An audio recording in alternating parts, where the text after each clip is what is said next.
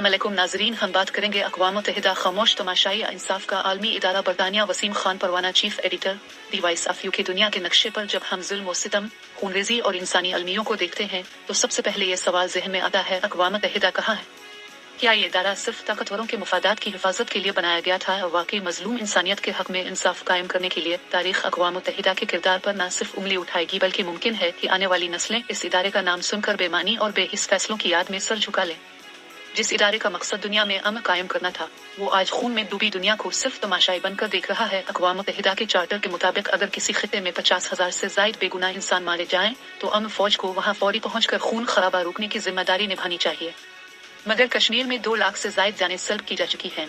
फलस्तीन में बच्चों की लाशें रोजाना दुनिया के जमीर पर सवालिया निशान बन रही हैं। अफगानिस्तान की वादियों में मौत नाचती है और बर्मा, सूडान, शाम, यमन जैसे खित्ते चीख चीख कर इंसानियत के जमीर को पुकार रहे हैं। फिर भी अक़वाम मुत्तहिदा की अमन फौज खामोश है, जैसे इसके कानों में सीसा पिघलाया गया हो। ये इदारा करने में माहिर हो चुका है, जैसे दुनिया के मजलूमों का दर्द चंद जुमलों से मिटाया जा सकता हो। अगर यही इस इदारे का काम है कि बमबारी के बाद तज़ियती बयान दिया जाए, तो फिर दुनिया को ऐसे इदारे की जरूरत ही नहीं। आज अक़वाम मुत्तहिदा न सिर्फ मुतनाज़ा हो चुका है बल्कि इसका वजूद खुद सवाल बन चुका है।